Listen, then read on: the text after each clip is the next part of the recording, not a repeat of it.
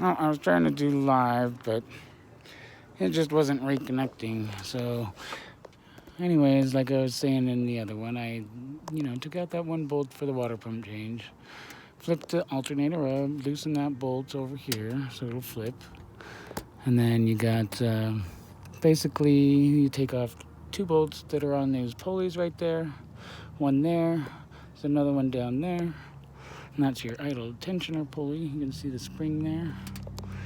And there's where the water pump is at. I was being a dumbass. I was in a hurry. I had a new barbershop I was trying to rush to get over there. We got all our furniture, so we were trying to get set up, which I guess they did okay. My other partners did all right. But anyways, I was in a hurry. Came back.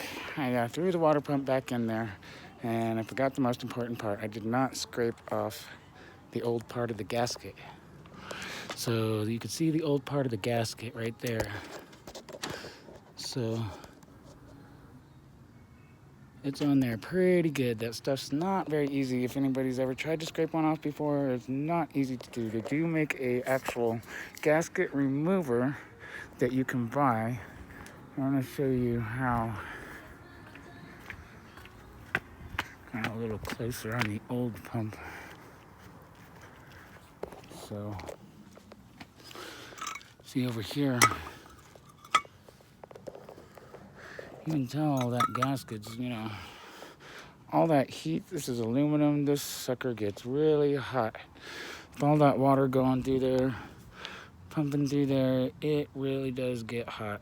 And that really, really bakes that gasket on there. You can see some of it kind of flakes off a little bit. But other than that, a lot of this stuff is really hard to get off. And like I said, we're not worried about this because that we just chuck. We actually had to recycle because that's aluminum's actually worth money.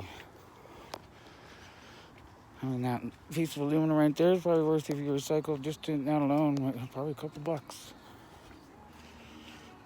I mean, hey, that's, something you're getting back for throwing something away, I mean, hey, instead of getting nothing, we're paying to throw it.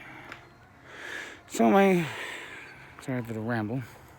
I tried some carburetor cleaner. I went to the store and I wasn't paying 15 bucks for a little tiny can of gasket remover. So the O'Reilly lady said that she would suggest carburetor cleaner would work just as good, and that is it, or any kind of even water, which I don't believe she knew what the heck she was talking about. But anyways,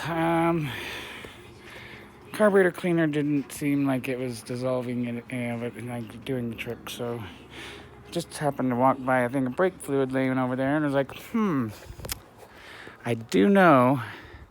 And my father at the shop always told me, I know whenever you're working with brake fluid, you do not get it on the paint of a car because it will eat through the paint of a car pretty damn quick. If nobody's ever known that, now you do. If you ever are adding brake fluid or whatever, be very, especially if you have a nice car, the nice paint job,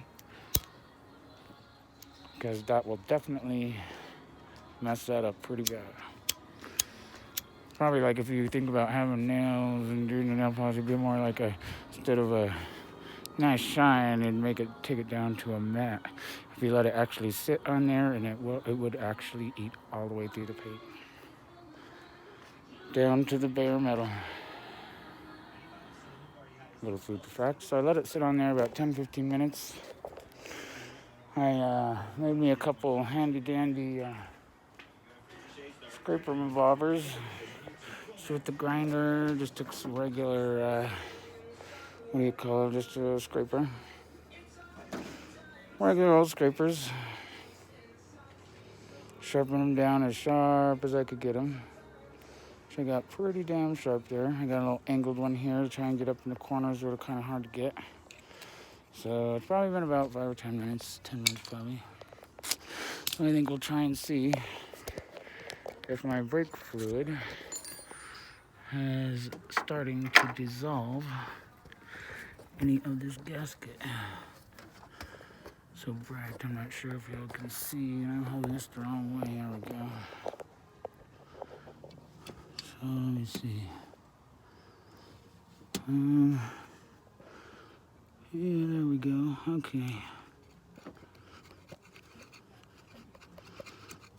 I'm trying this way better. There we go. Turn it the right way.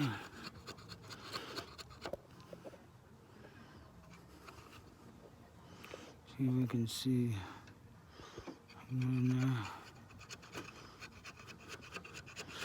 Now I know.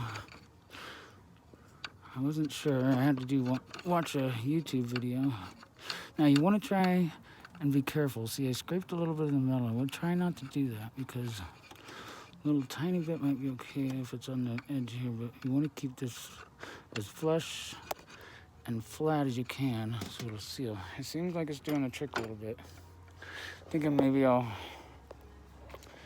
get another little layer on there. Whew. Hot in Colorado today. And what I did is just use a little squirter. Here it is. Make sure I cover my inlets. You don't want to, whatever you use, you do not want to get in your water system.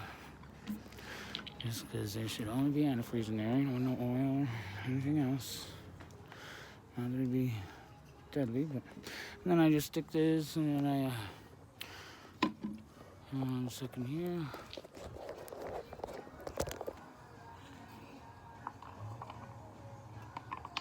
I'm gonna try and stick a little bit up in there.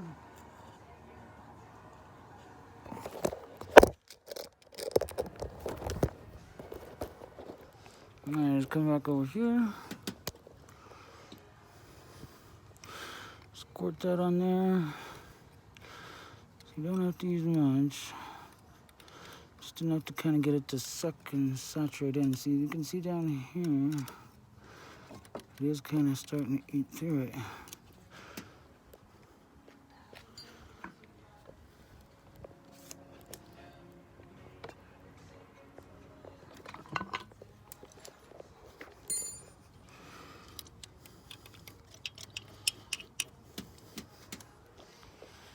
All right, I'll give that about 5 minutes and we'll see how that works and we'll be back.